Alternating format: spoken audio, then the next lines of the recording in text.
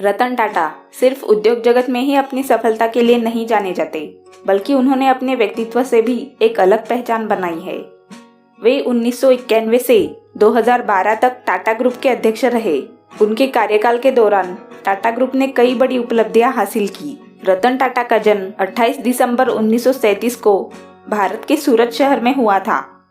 वो नवल टाटा और सुनी टाटा के बेटे हैं, जिन्हें उनकी दादी नवजबाई टाटा ने अपने पति रतनजी टाटा की मृत्यु के बाद गोद लिया था। रतनजी टाटा जमशेदजी टाटा के पुत्र थे। जमशेदजी टाटा टाटा ग्रुप के फाउंडर और एक प्रसिद्ध उद्योगपति थे, जिन्होंने भारत में औद्योगिक क्रांति की शुरुआत की।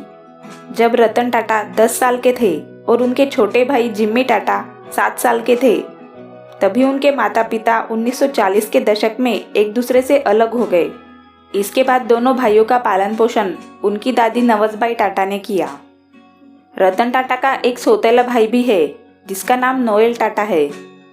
बचपन में रतन टाटा को पियानो सीखने का और क्रिकेट खेलने का बहुत शौक था। रतन टाटा की शुरुआती पढ़ाई मुंबई के कैंपियन स्कूल से हुई, जहां उन्होंने 8वीं कक्षा तक शिक्षा प्राप्त की। उसके बाद वो Cathedral and John's Connon School में चले गए। स्कूली शिक्षा खत्म करने के बाद उन्होंने बीएससी की डिग्री पूरी की। 1962 में स्ट्रक्चरल इंजीनियरिंग न्यूयॉर्क से कंप्लीट की और 1975 में हार्वर्ड बिजनेस स्कूल से एडवांस मैनेजमेंट प्रोग्राम का कोर्स कंप्लीट किया। रतन टाटा ने इंडिया वापस आने से पहले कैलिफोर्निया में थोड़े समय के लिए काम किया, लेकिन अपनी दादी की बिगड़ती तबीयत को देख अमेरिका में बसने का सपना छोड़कर उन्हें इंडिया वापस आना पड़ा। इंडिया आने के बाद उन्होंने IBM में काम किया, लेकिन JRD टाटा को ये पसंद नहीं आया और उन्होंने रतन टाटा को टाटा ग्रुप के साथ काम करने का मौका दिया।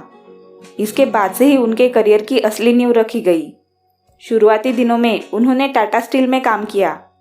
उसके बाद वो धीरे धीरे टाटा ग्रुप की और कंपनियों के साथ जुड़ गए। एक समय आया जब उन्हें national radio and electronics company में डायरेक्टर इंचार्ज के लिए चुना गया। 1981 में उन्हें टाटा ग्रुप का अध्यक्ष नियुक्त किया गया। उस समय कंपनी काफ़ी घाटे में चल रही थी और बाजार में कंपनी की हिस्सेदारी सिर्फ 2% थी और घाटा 40% था। कुछ सालों बाद रतन टाटा ने कंपनी को काफ़ी मुनाफा पहुंचाया। इसके कुछ समय बाद उन्हें 1991 में टाटा ग्रुप का उत्तराधिकारी बनाया गया। रतन टाटा के इस पद को संभालने के बाद मानो टाटा ग्रुप की किस्मत ही बदल गई। ऐसा लग रहा था कि आसमान पर भी सिर्फ टाटा का ही नाम लिखा है। साल 1998 में टाटा ने अपनी पहली भारतीय कार तैयार की, जिसका नाम था टाटा इंडिका। इसके बाद टाटा मोटर्स ने जगुआर लैंड रोवर तैयार की। दुनिया की सबसे सस्ती कार यानी टाटा नैनो भी रतन टाटा की सोच का ही एक हिस्सा है, जिसको लोगों ने काफ़ी पसंद किया था। रतन टाटा एक ऐसे व्यक्ति के रूप में जाने जाते हैं जो कभी भी झूठी चमक दमक में विश्वास नहीं रखते। वो सिर्फ काम करना जानते हैं। रतन टाटा 28 दिसंबर 2012 को टाटा समूह की सभी कार्यकारी जिम्मेदारियों से रिटायर हो गए थे, जिसके बाद उनकी ये जगह 44 इयर्स के साइरस मिस्त्री को दी गई।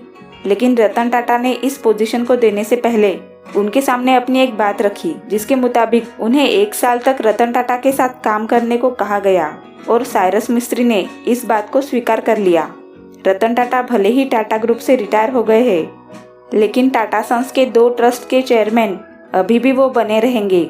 रतन टाटा ने भारत के अलावा कई देशों के संगठनों में भी अपनी अहम भूमिका निभाई है। इसके साथ ही वो कई कंपनियों के बोर्ड ऑफ डायरेक्टर भी है। तो ये थी रतन टाटा जी की बायोग्राफी।